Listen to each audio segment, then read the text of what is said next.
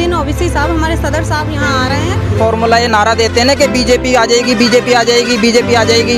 अब हम उल्टा नारा देते हैं, हमसे गठबंधन, हमें हिस्सेदारी दो वरना बीजेपी आ जाएगी, झेलो। इसके चाचा ने जो पार्टी बना रखी है शिवपाल यादव ने, क्या वो बीजेपी की बी टीम नहीं है? इसका जवाब जो है वो खुद स्वयं देंगे। वो आ ही इसलिए रहे हैं कि इस बात का जवाब दे सकें कि खाली एक दौरा ही हुआ था, निकल कर ही गए थे बैरिस्टर असदुद्दीन ओवैसी यहाँ से, सब हिल गए थे। अब तो वो मजलिस करने जा रहे हैं, अब तो वो अपने प्रोग्राम करने जा रहे हैं कि अखिलेश और बीजेपी दोनों एक ही सिक्के के दो पहलू हैं। बीजेपी का एजेंट जो है मजलिस को ही क्यों बताया जा रहा है? बहुत सारी नई पार्टियां जो है मैदान में हैं। डॉक्टर असदुद्दीन ओवैसी के विचारों से तमाम हिंदू, मुस्लिम, दलित जो भी लोग हैं इंशाल्लाह सभी प्रभावित हो रहे हैं। और सभी भी ये तो एक पिता माँ की संतान, हम सबके सब हैं इंसान।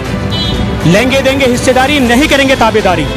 ताबेदारी मुर्दाबाद, हिस्सेदारी जिंदाबाद। अखिलेश यादव तो 403 सीटों का भी दावा कर सकते हैं, उनकी बातों का क्या कहना है साहब? मुंगेरी लाल के सपने तो कोई भी देख सकता है साहब। मलाई यादव खाता, डंडा मार मुसलमान खाता। सपोर्ट दुनिया ने ली हमारी, मगर हिस्सेदारी से हमें वंचित रखा। हिस्सेदारी क्या होती है? हमें सियासत में हिस्सेदारी चाहिए हर हाल में। 100 सीट थोड़ी होती है क्या? 100 सीट हमारा एक मोर्चा बना हुआ है, 403 सीटों 100 सीटों पर सिर्फ ओवैसी लड़ेंगे, राशन से निकाल काम नहीं चलेगा। हिस्सेदारी चाहिए मेरे भाई, हमें हिस्सेदारी की जंग लड़ रहे हैं हम।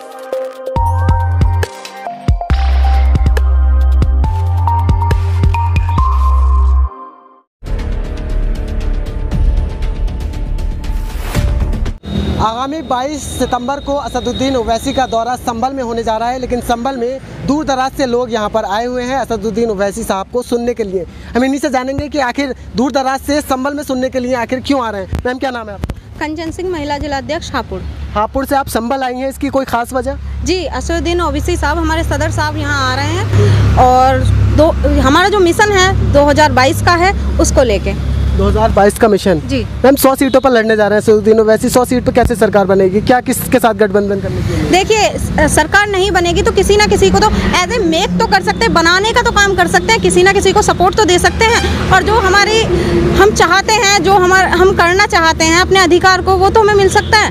किसी ना किसी को मेक कर सकते हैं, बना सकते हैं। किसके साथ अलायंस होगा? ऐसे कुछ नहीं पता, जब टाइम का पता है, टाइम के होता है। ये बड़े लोगों की बात है, ये अपने आप जानकारी। मैम सरकार मुझे ये बताइए, 2022 विधानसभा चुनाव को सभी लेकर राजनीति कर रहे हैं। कोई अब्बा जान कर रहा है, कोई चाचा जान कर रहा है। असदुद्दीन ओवैसी साहब को कहा जा रहा है कि वो बीजेपी के चाचा जान है। इसका जवाब जो है वो खुद स्वयं देंगे। वो आ ही इसलिए रहे हैं कि इस बात का जवाब दे सकें कि किसके अब्बा जान है और किसके चाचा जान हैं। तो पूरा जवाब मिलेगा। राकेश टिकैत जी को बिल्कुल पूरी तरह से संतुष्टि दी जाएगी।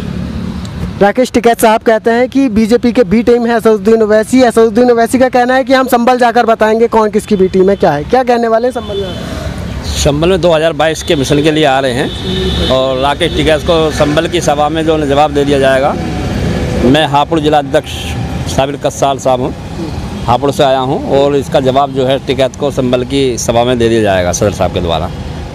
संभल की जनता को टिकैत साहब को दिया जाएगा। तो ये बताइए, आप हापुड़ से सिर्फ खास मकसद असदुद्दीन ओवैसी साहब को सुनने के लिए आए? सुनने की उनके सभा के लिए हम तैयारी कर रहे हैं यहाँ पूरे दिखाने के लिए आए हो जहाँ? ऐसा कुछ नहीं है, आज जनाधार बहुत बड़ा हुआ, आज हमारा समाज सब एकजुट है और इंशाल्लाह 2022 के चुनाव में जो है बहुत अच्छा रिजल्ट दिखाएंगे और संभल की सीट भी जीतें। 100 सीट पर हम चुनाव लड़ रहे हैं, इंशाल्लाह सभी सीटों को हम जीतेंगे। संभल की जनता मौका देगी आपको लगता है? 30 सालों से यहाँ से समाजवादी पार्टी के विधायक है। नहीं, समाजवादी को आपके सबक सिखा देगी यहाँ की जनता। पूरा विश्वास है अपनी जनता पे, संभल की जनता पे। अच्छा, ये कह रहे हैं कि असदुद्दीन ओवैसी की जो पार्टी है वो बीजेपी की बी टीम है। ये तो लोग कहते हैं, कहने दो, सच तो ऊपर वाला भी जानता है। ये तो सब बी टीम तो ये लोग हैं, हमें बी टीम बोलते हैं। 2022 में बता दें बी टीम कौन है। जी क्या नाम है सर? मेरा नाम फुरकान चौधरी है, मुख्य महासचिव मेरठ मंडल। मेरठ मंडल। AIMIM को जनता वोट क्यों दे? AIM को वोट ये दे, वो सबके हक की बात करते हैं, किसी जात बिरादरी की अकेले की बात नहीं करते, सबको साथ लेकर चलने वाले आदमी हैं। सबका साथ सबका विकास तो भारतीय जनता पार्टी भी करती है। वो जुमला है, वो सिर्फ जुमलेबाजी, इसके अलावा कुछ नहीं है। वो जुमला देते सबका साथ सबका विकास। कहाँ है? कोई एक मंत्री बनाया यूपी में, किसी एक विधायक को टिकट दिया यूपी में उन्होंने, किसी एक मुस्लिम को? बताइए। सबका साथ, कोई सबका ना, सबका विकास। सबको राशन दे रही है, सबको मकान दे रही है, हिंदू मुस्लिम नहीं देख रही। भाई राशन से निकाल काम नहीं चलेगा।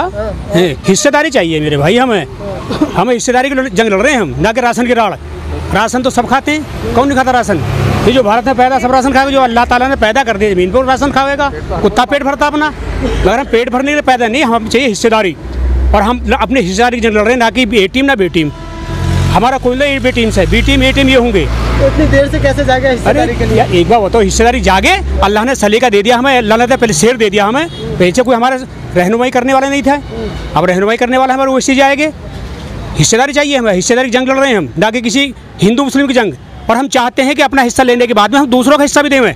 जो आज तक दबे कुचले लोग हैं, आज तक जो वंचित हैं हिस्सेदारी से, उनका भी हिस्सा हम देंगे इंशाल्लाह। 100 सीटों पर लड़कर कैसे? मेरी बात समझिए आप, 100 सीट थोड़ी होती हैं क्या? 100 सीट हमारा एक मोर्चा बना हुआ है, हम 400-300 100 सीटों पर सिर्फ ओवैसी लड़ेंगे, बाकी हमारा मोर्चा लड़ेगा, और इंशाल्लाह उसी मोर्चे में से हमारा मुख्यमंत्री होगा। तो मोर्चे में आपका क्यों नहीं होगा? ओम प्रकाश राजभर जी से फिर चले जाते हो बीजेपी से जाकर मीटिंग कर। जो राष्ट्रीय अध्यक्ष हमारा तय करेंगे, मुख्यमंत्री होगा, जो मोर्चा तय करेगा मुख्यमंत्री वो होंगे। हमें मुख्यमंत्री विश्वास नहीं रहा कि इन्होंने आज तक मुसलमानों को वोट लिया है, सपोर्ट लिया है, मगर इन्हें भीख मंगा कर दिया, मुसलमान भीख मंगा। ऐसे कैसे सरकार चलेगी? 5 मुख्यमंत्री। मेरी बात, उप मुख्यमंत्री की बात नहीं, सिर्फ मुख्यमंत्री की बात कर रहे हैं। हम चाहते हैं कि हमारे मोर्चे में से मुख्यमंत्री पैदा हो।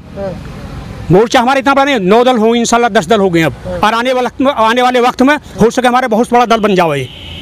क्यों बनाएंगे हम किसी मुख्यमंत्री? हम अपने दल में से मुख्यमंत्री बनाओगे, हम अपने मोर्चे में से मुख्यमंत्री बनाओ, क्यों बनाओ हम किसी मुख्यमंत्री? और जब हमारा मुख्यमंत्री बन जाएगा इंशाल्लाह, तो हम सबको हिस्सा देंगे। कौन है चेहरा? सब हैं, एक ये जो हमारे राष्ट्रीय अध्यक्ष है वो तय करेंगे चेहरा कौन है, वो ये मोर्चा तय करेगा कि हमारा ये पार्टी के राष्ट्रीय अध्यक्ष है, अलग-अलग पार्टी के भी नहीं, ये मोर्चा तय करेगा ना, ये हमारा साझा मोर्चा बना हुआ है, ये मोर्चा तय करेगा कौन अध्यक्ष होगा, कौन हमारा मुख्यमंत्री होगा। जितने ज्यादा लोग होंगे फिर फूट भी तो उतनी ज्यादा पड़ेगी। नहीं, फूट क्यों बढ़ेगी? हमारा मोर्चा ऐसा नहीं है फूट बढ़ने वाला, हम हिस्सेदारी की बात करेंगे। भाई हम 4 आदमी, चारों को एक रोटी बराबर देंगे, क्यों हिस्सेदारी बढ़ेगी? घपला जब होगा जब हमारे साथ में बेईमानी होगी, नाइंसाफी होगी। घपला जब होगा, सीधी बात है। हम इस बात को अभी आज तक हमारे साथ में यही तो हुआ है, वोट सपोर्ट दुनिया ने ली है हमारी, मगर हिस्सेदारी से हमें वंचित रखा। हिस्सेदारी क्या होती है? हमें सियासत में हिस्सेदारी चाहिए हर हाल में, और जब तक हमें हिस्सेदारी नहीं मिलेगी, जब तक हम इंशाल्लाह संघर्ष जारी रहेगा हमारा। जी, क्या नाम है आपका? मेरा नाम शादाब निडोरी है, संगठन प्रभारी हापुड़ से। जी, देखिए, समाजवादी पार्टी हो, चाहे बसपा हो, चाहे कांग्रेस हो, जितने भी राजनीतिक दल हैं, इनकी सबकी राजनीति टोटल मुस्लिम वोट बैंक के ऊपर चल रही है। ये जो एक सवाल मीडिया वाले उठाते हैं ना कि ये बीजेपी की भी टीम है या बीजेपी को फ़ायदा होता है, ये छोटा सा जवाब इसका ये है कि उत्तर प्रदेश के अंदर जब लोकसभा का इलेक्शन हुआ था, तो सपा बसपा का गठबंधन हुआ था बीजेपी को हराने के लिए, और MIM तो यहाँ लोकसभा की 1 सीट भी मिल रही। उसके बावजूद भी सिर्फ और सिर्फ मुसलमानों ने 75% उत्तर प्रदेश में वोट किया महागठबंधन को, फिर भी बीजेपी जीत के चलेगी। MIM तो नहीं लड़ी, फिर बीजेपी कहाँ से जीत के चलेगी यहाँ से? और ये सवाल एक जुमला है।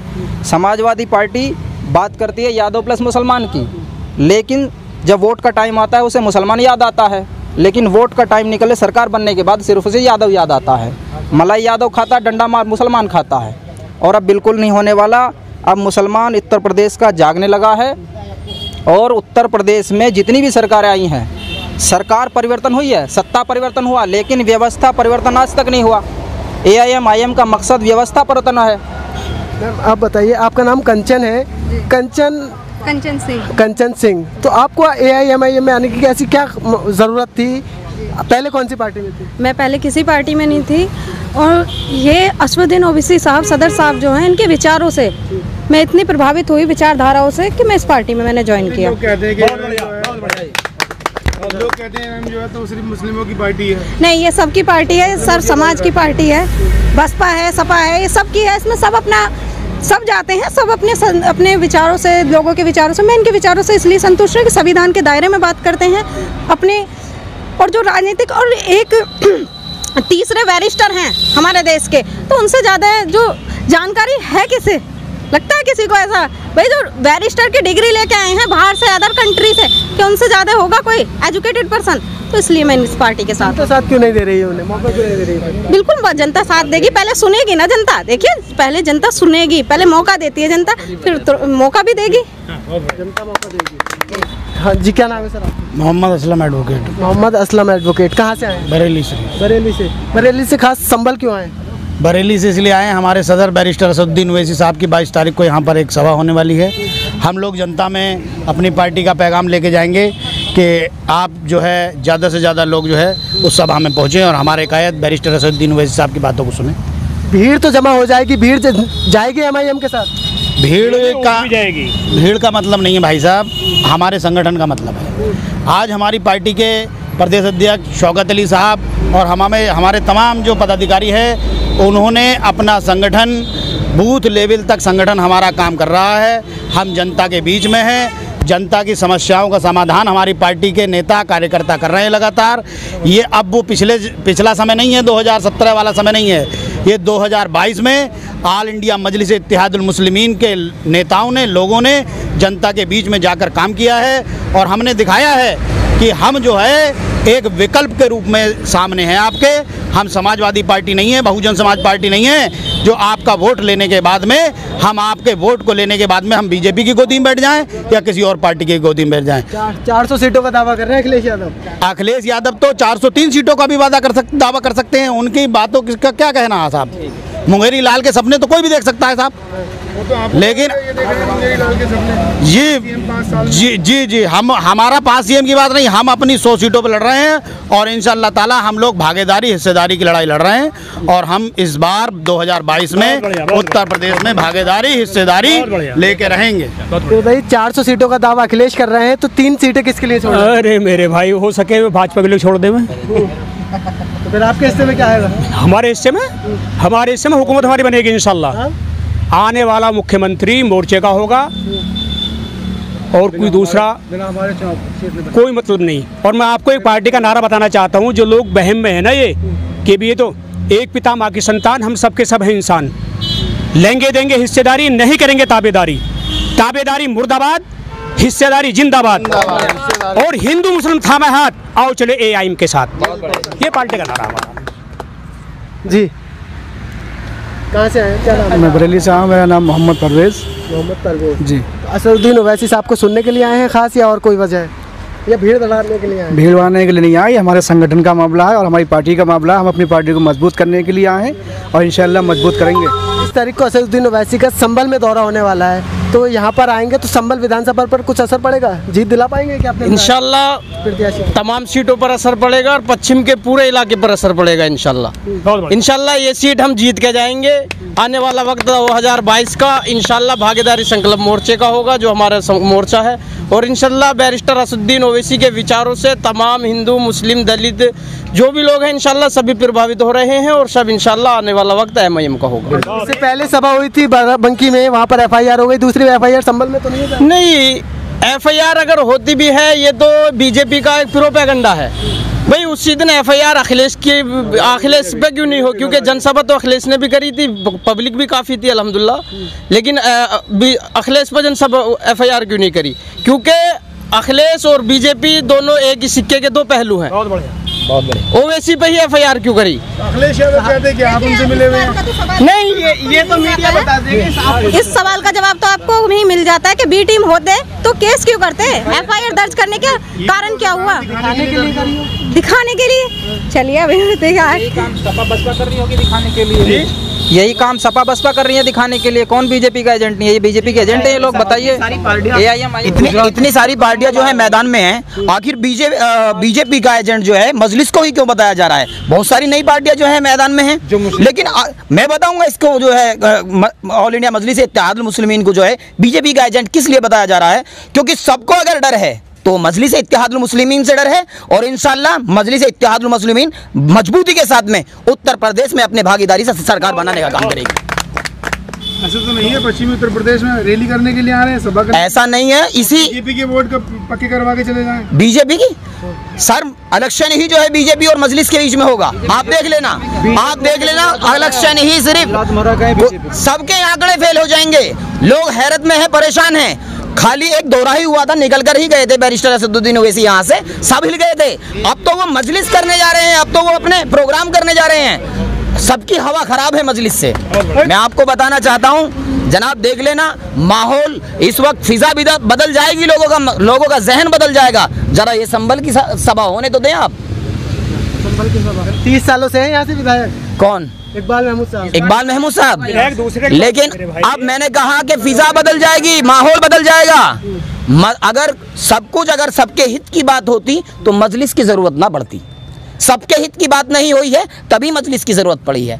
कहा था मोदी जी ने सबका साथ सबका विकास। अगर सबका साथ और सबका विकास होता तो मुसलमान भी नौकरियों पे होते, मुसलमानों को भी टिकट दिया जाता, लेकिन उन्होंने किसी को सबका साथ सबका विकास नहीं किया। सबका साथ नहीं, सबका विनाश किया है उन्होंने।